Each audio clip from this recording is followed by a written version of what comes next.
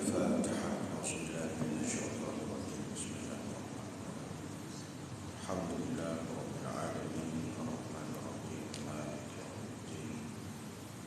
إياك نعبد وإياك نستعين اهدنا الصراط المستقيم صراط الذين أنعمت عليهم غير المغضوب عليهم ولا الضالين.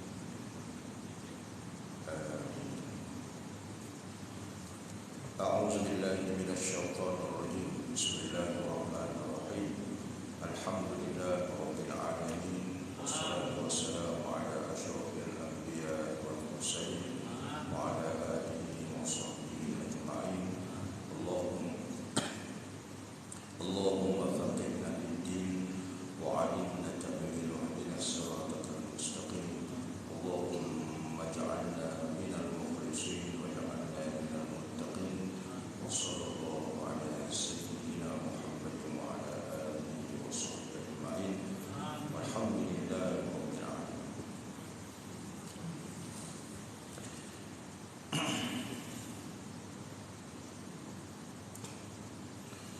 أعوذ بالله من الشيطان الرجيم. بسم الله الرحمن الرحيم. الحمد لله رب العالمين وبه نستعين ولا عدوان إلا على الظالمين. رب اشرح لي صدري ويسر لي أمري واحلل عقدة من لساني يفقهوا قولي. ولا حول ولا قوة إلا بالله العلي العظيم. أما بعد. Yang dihormati pengurusi dan seluruh ahli berkuasa masjid, para asatidzah, para imam, para bilal, seterusnya para jemaah muslimin muslimat yang dirahmati Allah Taala sekalian. Alhamdulillah, kita panjatkan syukur kepada Allah Subhanahu wa taala diberikan kesempatan pada malam ini untuk meneruskan kuliah maghrib kitab Al-Halal Wal-Haram fil Islam, halal dan haram di dalam Islam, yang dikarang oleh almarhum Dr. Yusuf Al-Qaradawi rahimahullah ta'ala. Malam ini kita menyambung lagi bab halal dan haram dalam kehidupan umum muslim. Masih lagi ditajuk nyanyian dan bermain muzik. Muka surat 567 bagi yang ada kitab. Qala al-musannif rahimahullah ta'ala wa nafa'ana bihi wa bi'ulumihi fid darain amin ya rabbal alamin. Jelaslah di sini bahawa adanya nas yang sahih yang menunjukkan nyanyian dan permainan seumpama ini tidaklah diharamkan. Ini merujuk kepada yang kita bicarakan minggu lepas tentang beberapa gambaran daripada hadis Nabi SAW berkaitan dengan bentuk-bentuk hiburan. Antaranya seperti yang diriwayatkan oleh Sayyidatuna Aisyah radhiyallahu anha berkata, dia pernah menghantar pengantin perempuan ke tempat lelaki daripada kaum Ansar. Kemudian Nabi SAW bertanya kepada Sayyidatuna Aisyah. Dia kata, "Hai Aisyah, apakah mereka disertai dengan hiburan? Kerana sesungguhnya orang-orang Ansar itu suka mengadakan hiburan." Maknanya hiburan ketika mana kahwin ni dari dulu sudah ada. Bukan zaman kita saja ni. Kan? Kalau kita ni sekarang ni kalau kahwin tu tahap wajib dah kena ada hiburan. Kalau tiada, tuan rumah siaplah kena kecap. Pergi sana senyap saja. Nada pun dengar karaoke dia bilang, tuan rumah pula kena kecap. Itu antaranya.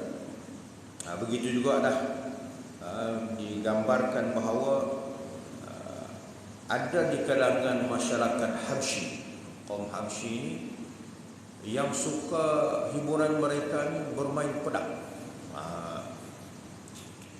Yang Nabi pun tak larang. Nabi tak larang.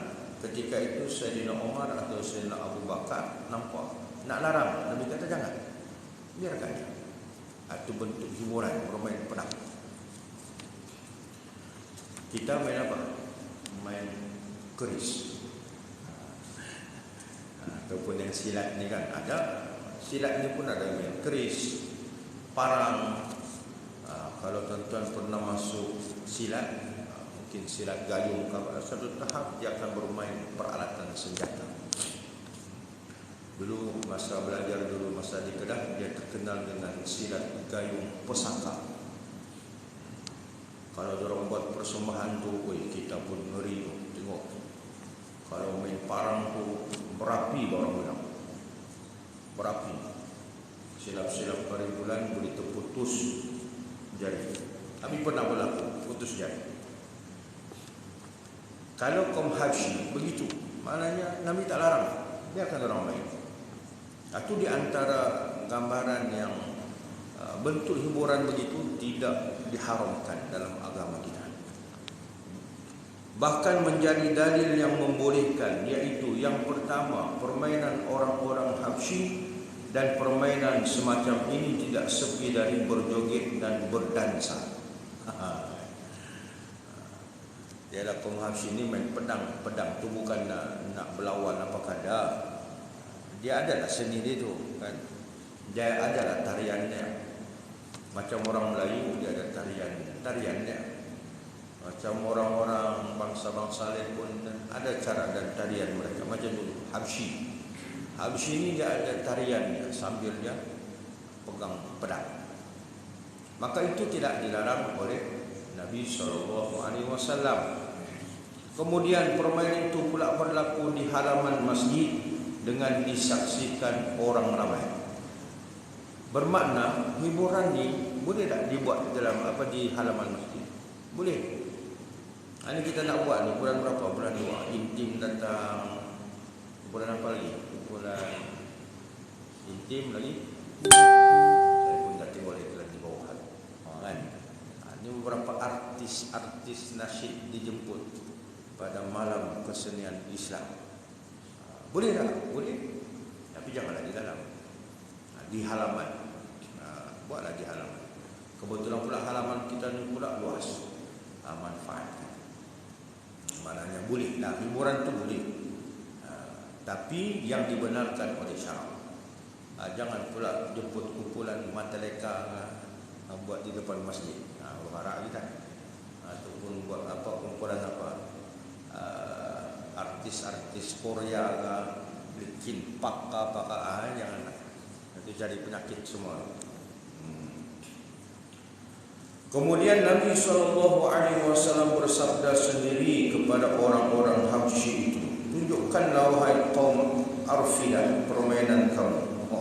Nabi suruh tunjuklah, terus tunjuk lagi tu. Macam mana? Nak tengok tarian itu macam mana? Bukankah ini suatu suruhan supaya mereka bermain-main dan meminta ditunjukkan permainan itu? Bagaimana pula boleh dikatakan haram?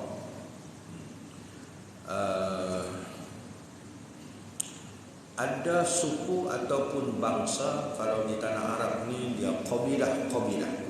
Setiap qabilah itu tentu ada orang kata budayanya tersendiri. Kalau kita di Sabah begitu juga, kita ada suku-suku lebih daripada 60 etnik. Dia ada tariannya yang khusus. Orang Kadazan, orang Murut, orang Bajau, Lepa-lepa tu orang mana? Bajau kan? Sampolna kan? Sumazau kita tahu tarian itu dari Kadazan. Kemudiannya adalah setiap etnik. Bolehkah tidak? Asasnya dibolehkan, tak ada masalah. Cuma ada kita akan sentuh lagi berkaitan dengan apakah syarat yang hiburan tersebut. Mungkin daripada segi sudut pakaiannya kan, Kita tahu lah kalau pakaian Sumazau tu kan, pakai skirt lagi, pendek lengan lagi, faedah. Apalagi apa pun baik. Tapi kalau pakaian itu menutup aurat, sekarang ada dah Persatuan Kadazan Dusun yang Islami. Apakah nama persatuan itu? Dia ada satu persatuan yang Sumazau terus, cuma sudah di orang kata yang dulu mungkin meredahkan aurat, kali ini aurat itu ditutup. Tapi masih memakai pakaian tradisi. Hiburan. Boleh tak? Boleh. Tidak ada masalah. Kemudian baginda sallallahu alaihi wasallam sendiri meluangkan masa yang lama untuk menyaksikan permainan itu serta mendengar dendangannya untuk menemani Aisyah radhiyallahu anha.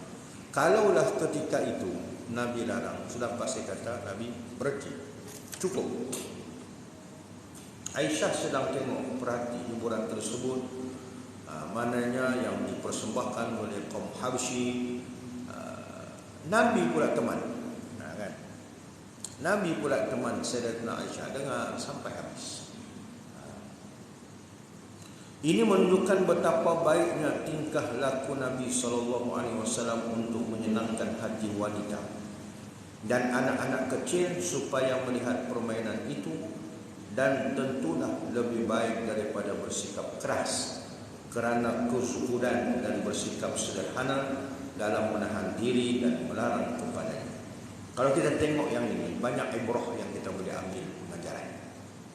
Banyak kita boleh. Kenapa Rasulullah ketika itu Sayyidatuna Aisyah umurnya masih lagi kanak-kanak, yang sedang melihat hiburan yang dipersembahkan oleh kaum Habsyi. Banyak perkara yang ditunjukkan kita terhadap peristiwa itu. Satu, bagaimana Nabi sikapnya melayani kanak-kanak yang ketika itu Sayyidatuna Aisyah radhiyallahu anha masih lagi sekitar umur 9 ke 10 tahun. Dia layan. Kita pun kalau ada anak kena layan anak-anak ni begitu. Biar dia main apa pun, main apa kan layan je. Begitu. Kita pun dalam hati bukan jamak kan, tapi layan. Rasulullah dia layan begitu. Sehingga sahabat pernah melihat Nabi SAW melayani cucunya Hasan dan Husain. Sampai dia sebut pun, aku dengan cucu pun tak begitu, dia kata. Tapi dia tengok Nabi tu layan begitu. Itu akhlak Nabi kepada anak-anak kecil. Akhlak Nabi ni yang kata, itulah Allah sebut dalam Quran apa dia? Uswatun hasanah. Ikutan yang terbaik. Sebab kerana apa? Siapa-siapa pun yang mendampingi Nabi sallallahu alaihi wasallam, sama ada umurnya kanak-kanak sehinggalah dewasa, sehinggalah orang tua pun, orang bilang semua ngam. Akhlak Nabi itu semua masuk. Budak-budak pun suka, orang remaja pun suka kepada Nabi sallallahu alaihi wasallam. Dewasa, orang sudah berkahwin, orang yang tua sekalipun, akhlak Nabi itu semua boleh masuk. Kita tak mampu, tuan-tuan. Kita mungkin dengan sembahyang kita okey, tapi tidak boleh masuk dengan orang tua. Tidak boleh. Ataupun dengan sembahyang kita boleh masuk, tapi dengan orang tua pun barangkali boleh. Budak-budak belum tentu. Budak-budak baru mau datang bermain. Jauh dulu, jangan main-main dengan orang tua. Kasihan. Dihalaunya anak-anak ni. Kita tak sesempurna akhlak seperti mana Nabi SAW. Tu hebatnya. Tu kita kena usaha lah. Bagaimana orang kata kanak-kanak pun suka kepada kita. Akhlak kita pada mereka yang sebaya dengan kita, yang orang kata yang tua daripada kita. Semua boleh masuk. Kalau semua boleh masuk, hebat. Dan itulah akhlak Nabi sallallahu alaihi wasallam. Kemudian Nabi sallallahu alaihi wasallam berkata kepada Aisyah radhiyallahu anha pada permulaannya, apakah engkau ingin melihat orang-orang Habsyi bermain pedang? Tanya pula. Ini akhlak ni. Tanya pula Aisyah, mau dibawa pergi tengok orang Habsyi main pedang? Mana bawa untuk menyenangkan hati. Yang ketika itu umur dalam keadaan 10-11 tahun begitu. Macam kita dengan anak-anak kita lah, kan. Kadang-kadang tak perlu orang minta nak dibawa ke mana-mana, kita offer. Jom. Budak-budak ni kalau dibawa suka, kan. Bawa pula di kedai pula banyak mainan. Itulah syurga orang. Sampai kelabu mata. Lalas sekali tak tahu mau beli apa. Kan. Tapi untuk menyeronokkan anak-anak. Kan, menyeronokkan. Itulah akhlak Nabi sallallahu alaihi wasallam. Hanya dengan Aisyah pun dia tanya. Dia tanya. Nak tengok ke Aisyah, nak melihat orang-orang Habsyi bermain pedang. Sampai tahap begitu.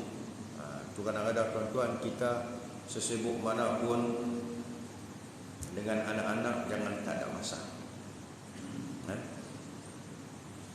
Ada saya pernah mendengar di kalangan para ilmuwan. Anak-anak kita gitulah. Umur orang di bawah 10, umur orang di bawah 13 tahun, masa orang bersama-sama dengan kita. Hak mereka bersama dengan kita.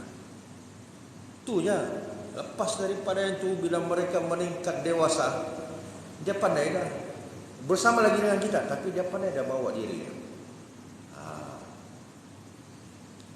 Kita pandai, dia masih lagi pada kita. Kita cuai, tidak mustahil anak-anaknya akan terbang jauh daripada kita. Itu sistem tarbiyah Nabi ni cantik.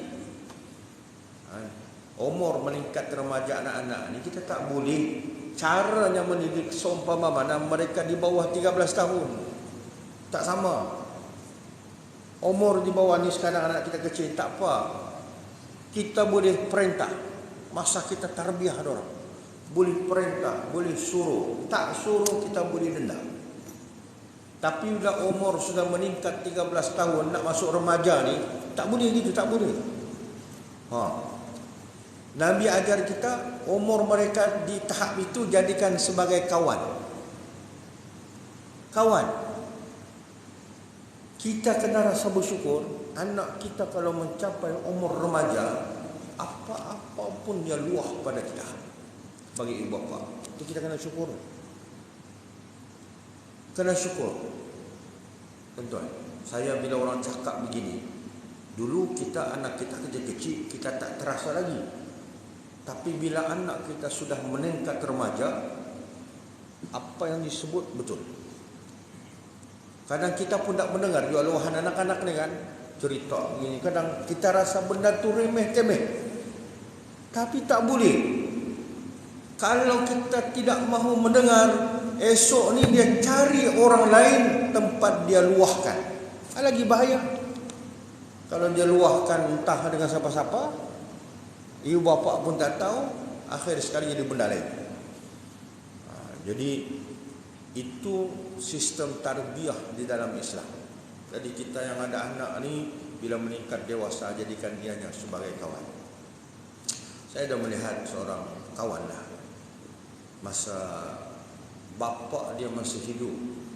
Bapa dia masih hidup. Anak dia sudah 20-an ni. Lepas anak Azhar tu, kira umur 24 tahun, 25 tahun, 26 tahun gitu.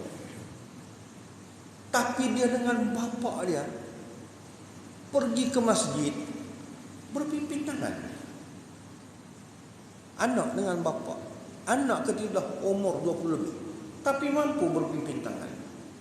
Saya sebut dalam hati, ya Allah, tarbiyah bapa dia hebat. Dan bila bapa dia meninggal, kita nampak dia lah sebagai sedih seorang anak tu kan. Tapi itulah tarbiyah sebagai seorang bapa. Dia mampu didik anak sampai tahap begitu. Kita anak lapanya melantak kau lah, kau jadi apa? Itu kan. Nah, ada mak bapak tahir apa, pandai lah orang. Zaman kita lagi dah. Ni handphone ni. Kadang duduk ramai-ramai. Tak ada dah sembang-sembang. Semua pegang handphone. Anak beranak ni si masih layan. Saya dah pernah ternampak, tak tahulah keluarga siapa, tapi dia buat video, dia kata asal dia keluarga kan nak makan kat panak sembang duduk orang kata, siap sudah satu bakul. Semua letak handphone dalam tu. Letak tepi.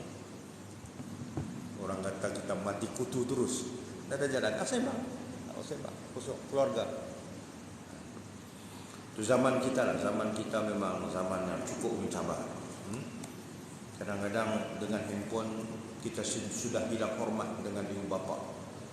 Dengan handphone kita sudah hilang hormat dengan orang yang tua lebih daripada kita.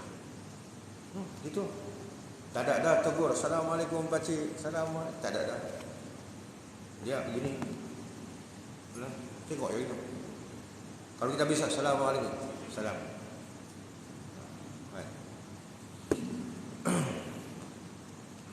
Kemudian memperkenalkan nyanyian dan memukul kompang daripada kedua jariah tersebut, sebagaimana yang baru kita sebutkan sebelum ini dari nukilan Imam Al-Ghazali dalam kitabnya. Atau kita sebutlah sebut seorang jariah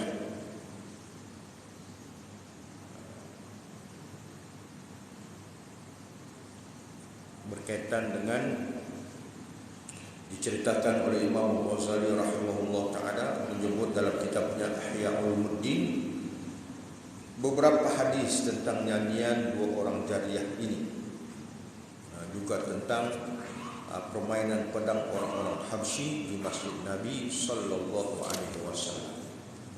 Semuanya itu tiada larangan yang menunjukkan bahawa bentuk-bentuk hiburan tersebut diharamkan. Selain itu diriwayatkan sebahagian para sahabat dan tabi'in radhiyallahu anhu bahawa mereka juga mendengar nyanyian dan menganggap hal itu tidak menjadi kesalahan. Adapun mengenal hadis-hadis Nabi sallallahu alaihi wasallam yang menyebutkan tentang hukum nyanyian, maka semuanya tidak sunyi daripada kecacatan dan illah, dan tiada suatu hadis pun yang terselamat daripada celaan di kalangan ahli hukum, periwayat hadis dan ulama-nya. Maknanya dari segi sudut dalil tadi sebutlah, maknanya tiada pun yang mengharamkan tentang bentuk-bentuk hiburan, nyanyian dan sebagainya diceritakan di dalam hadis tadi. Maka itu tak ada benda yang nak diharamkan. Walaupun di sana ada ulama-ulama yang menggunakan juga dalil tertentu lalu menetapkan hukum, lalu di sana benda bukan qat'i, benda bukan yang putus, bukan mu'tamad. Ada lagi yang orang kata, kalau orang ambil hadis, ulama ni ambil hadis ni, orang mempertikaikan lagi sandaran itu, hadisnya itu. Mungkin sebab sanadnya, mungkin sebab macam-macam lagi. Tentang apa? Tentang hiburan. Jadi kita nampak bahawa hiburan nyanyian ini bukan secara muktamadnya diharamkan. Dia syarat ataupun dia diharamkan itu dengan datangnya sebab lain. Nanti kita akan tengoklah kenapa dia diharamkan. Kenapa? Mungkin ada sebab. Nanti kita akan tengok sebabnya. Al-Qadhi Abu Bakar bin Al-Arabi, Ibnu Arabi berkata, tidak ada satu hadis yang sahih dalam mengharamkan nyanyian. Dia kata tak ada satu hadis pun yang mengatakan bahawa haram nyanyian. Tak. Ibnu Hazm berkata semua yang diriwayatkan tentang pengharaman nyanyian adalah batal dan merupakan hadis maudhu', iaitu hadis palsu. Maknanya iyalah, nak menyanyi ni sila nak menyanyi. Ada orang bakat yang boleh menyanyi, memang ada. Bak hiburan ni pun semua orang suka. Walaupun dia tak pandai menyanyi, dia mau menyanyi juga. Silalah. Nak macam mana dia menyanyi. Walaupun suara dia tak, walaupun suara dia tak sedap, nak menyanyi, sila. Cuma jangan kasih dengar orang lah. Kalau kasih dengar orang, enggak lah orang suka dengar kan. Sebab memang dia tidak bakat. Tapi suka, hiburan tu dia suka. Macam kita lah kan, kita mesti hiburan, nyanyian mesti ada yang kita suka. Ada orang suka dengan qasidah, ada orang suka dengar lagu-lagu 60-an. Ada orang suka lagu Piramli. Asal Piramli senyap, memang dia suka. Asal Piramli senyap, memang dia suka. Ada juga orang suka dengan lagu rock.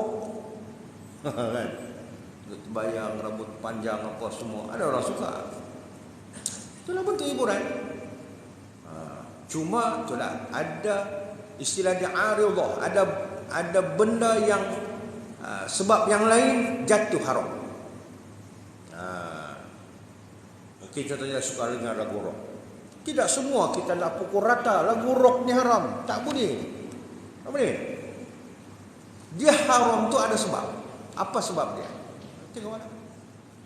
Mungkin janganlah rock macam Metallica tu kan. Apa? Black metal. Black metal ini memang sudah ada fatwa haram. Kan? Itu tak boleh lah. Haramnya itu sebab kenapa? Liriknya yang memuja syaitan, memuja iblis. Itu sebab haramnya. Tapi kalau tak memuja syaitan contohnya, dan liriknya cantik, musiknya tidak melampau, dibawa oleh kumpulan black metal, mungkin juga boleh. Haramnya itu sebab benda lain yang datang. Sebab lain. Pada kebiasaannya bila ada nyanyian dan muzik, selalunya disediakan khamar, arak, dan pesta maksiat. Jangan tengok jauh-jauh lah. Bila sebut kelab malam tu, itulah syaratnya kan. Kan? Ada kelab malam ini ada muzik kan?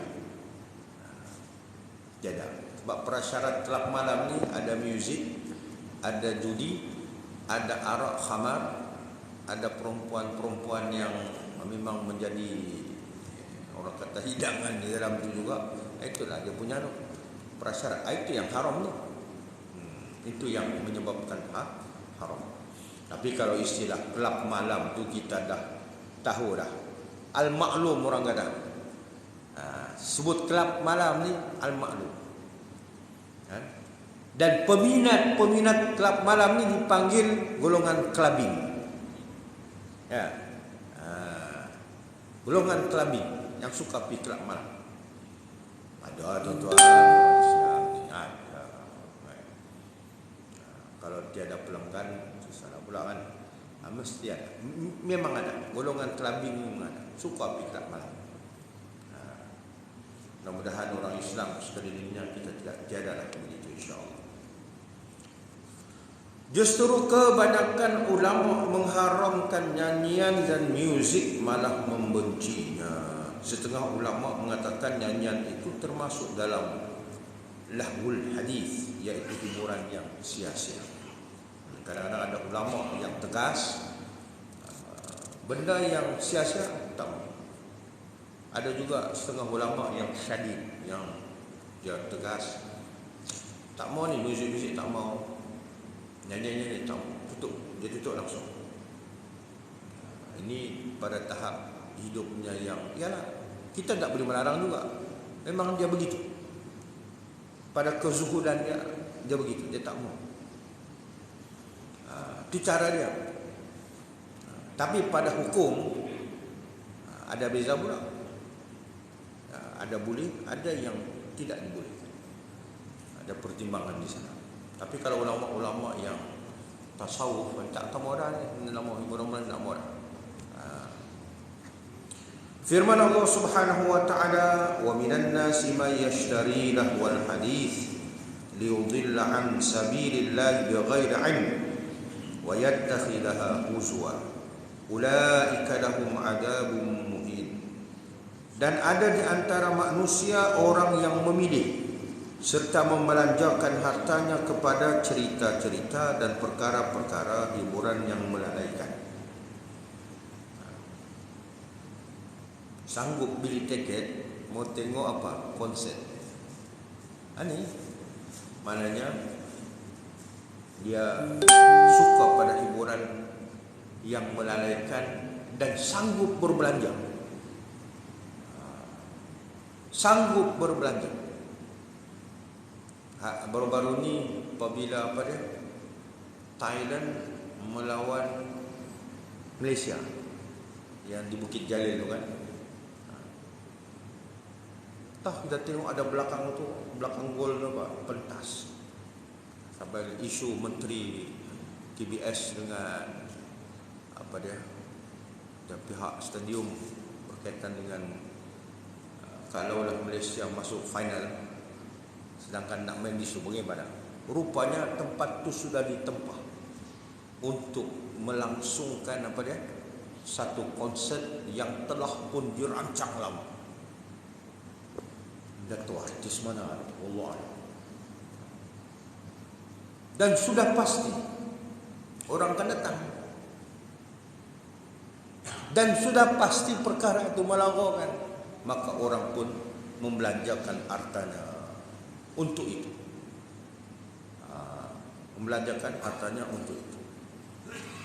Yang berakibat menyesatkan dirinya dan orang ramai dari agama Allah Subhanahu wa taala dengan tidak berdasarkan sebarang pengetahuan. Dan ada pula orang yang menjadikan agama Allah Subhanahu wa taala itu sebagai ejek-ejekan. Merekalah orang-orang yang akan beroleh azab yang menghinakan. Lahwal hadis. Mereka sanggup membelanja satu perkara yang melalaikan. Belanja harta banyak. Anjur konsep macam-macam, sanggup keluar belanja. Semuanya itu menjauhkan orang daripada agama. Semuanya orang itu melalaikan orang. Ini kita risau. Itu kadang-kadang ialah kita bergaul ramai kawan, ramai orang. Tidak semua orang yang jenis macam kita. Kan? Ada orang nak anjur, ialah bagi mereka konsep itu benda biasa. Nak jemput artis manapun bagi orang benda itu benda biasa. Bagi kita tidak. Kalau kita juga bersekongkol sama mereka, memberi pula orang kata support kepada mereka, kita termasuk disebut dalam ayat. Bahkan sanggup mengeluarkan harta benda untuk menjayakan suatu perkara yang menjauhkan kita daripada Allah Subhanahu wa taala. Maka ulaika lahum adzabun muhin. Ini kita risau ni. Ini kita risau. Kalaulah mereka tu dah terang-terang dah buat benda maksiat dan sebagainya, kita pula pergi support. Takut-takut kita termasuk dalam golongan ni. Allah sebut ulaika lahum bagi mereka. Mereka tu siapa? Mereka yang termasuk dalam golongan ni sanggup membelanjakan harta dalam perkara-perkara yang lagha. Na'udzubillah. Ibn Hazm berkata sesungguhnya ayat ini menyebut tentang suatu sifat. Barang siapa yang melakukannya menjadilah dia kafir tanpa khilaf lagi, iaitu apabila dia menganggap jalan kepada Allah Subhanahu wa taala itu sebagai permainan dan hiburan. Itu tuan-tuan, perkara maksiat ni jangan kita main-main. Kadang-kadang tidak apalah. Nabi sudah cerita, akhir zaman ini kamu akan melihat ada orang yang beriman pada pagi, kemudian kufur pada waktu petang. Beriman pada waktu malam, kufur semula pada waktu siang. Nabi cerita begitu. Hidupnya apa? Hidupnya ibadah-ibadah, tapi maksiat buat juga. Orang beriman tidak begitu. Orang beriman, apa Allah Ta'ala perintah buat. Apa Allah Ta'ala larang tinggal. Itu orang beriman. Tapi akan ada orang ni sembahyang 5 waktu jaga. Hatta pergi sembahyang berjemaah 5 waktu tu jaga. Tapi dalam soal maksiat pada dirinya tak ada apa-apa. Masih lagi menjerumuskan diri terhadap maksiat. Itu yang merisaukan kita. Muhasabah diri sendirilah. Pakak-pakak muhasabah. Maknanya kita tidak sampai tahap apa yang disebut seorang mukmin yang sebenar-benarnya. Kalau perkara itu tak boleh pada perintah Allah, larangan Allah, tinggal. Usaha untuk kita tinggal. Tapi kalau perintah disuruhnya, usaha untuk kita laksanakan sesempurna yang mungkin. Begitu juga jika dia membeli Al-Quranul Karim untuk menyesatkan orang daripada jalan Allah Subhanahu wa ta'ala dan menjadikannya sebagai permainan, nescaya dia menjadi kafir. Inilah yang dicela oleh Allah Subhanahu wa ta'ala jika dia menyertai lahul hadis, yaitu hiburan yang sia-sia untuk menggembirakan dirinya, melapangkan fikirannya dan tidak bermaksud untuk menyesatkan orang dari jalan Allah Subhanahu wa ta'ala, maka ia termasuk dalam celaan. Ibnu Hazm juga telah menolak dakwaan orang yang mengatakan nyanyian itu bukanlah dikira hal yang hak, yaitu yang benar. Maknanya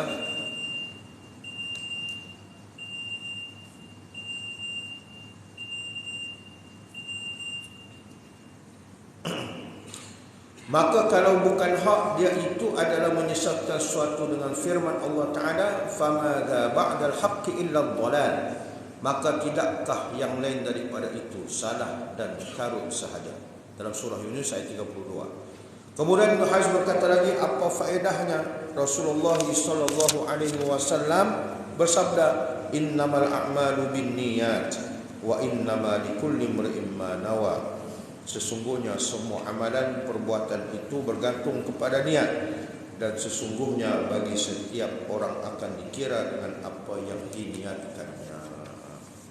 Maka janganlah kita ini termasuk dalam golongan orang-orang yang lahul hadis, yaitu hiburan yang sia-sia, yang boleh menjauhkan kita daripada agama, yang boleh melupakan kita kepada Allah. Jangan sampai tahap begitu. Nak berhibur boleh, tapi jangan melampau. Nak berhibur boleh, tapi carilah hiburan yang boleh mendekatkan diri kepada Allah Subhanahu wa ta'ala. Wallahu Subhanahu wa ta'ala, insya-Allah panjang umur, minggu depan kita sambung. Ini yang nak sebut ni, iaitu syarat dalam nyanyian. Inilah yang orang kata membolehkan, sama ada suatu nyanyian itu dibolehkan ataupun sebaliknya diharamkan. Wallahu subhanahu wa ta'ala. InsyaAllah kita sambung pada minggu hadapan. Ada soalan? Tiada soalan. A'udzubillahi minasyaitonir rajim. Bismillahirrahmanirrahim. Alhamdulillahirabbil alamin, wassalatu wassalamu ala asyrofil anbiya'i wal mursalin wa ala alihi wa sahbihi ajma'in. Allahumma ja'alna jam'ana hadha jam'an marhuma wa tafarraqana min ba'di tafarruqan ma'suma. Wa sallallahu ala sayyidina Muhammad wa ala alihi wa sahbihi ajma'in. Alhamdulillahirabbil alamin. Kita tangguhkan dengan bacaan tasbih kafarah surat Al-Asr. Subhanallah wa bihamdihi, asyhadu an la ilaha illa anta, astaghfiruka wa atubu ilaik. Bismillahirrahmanirrahim. Wal 'ashri innal insana lafi khusr illa alladziina aamanu wa 'amilus shalihati wa tawassaw bil haqq wa tawassaw bis sabr. Assalamualaikum warahmatullahi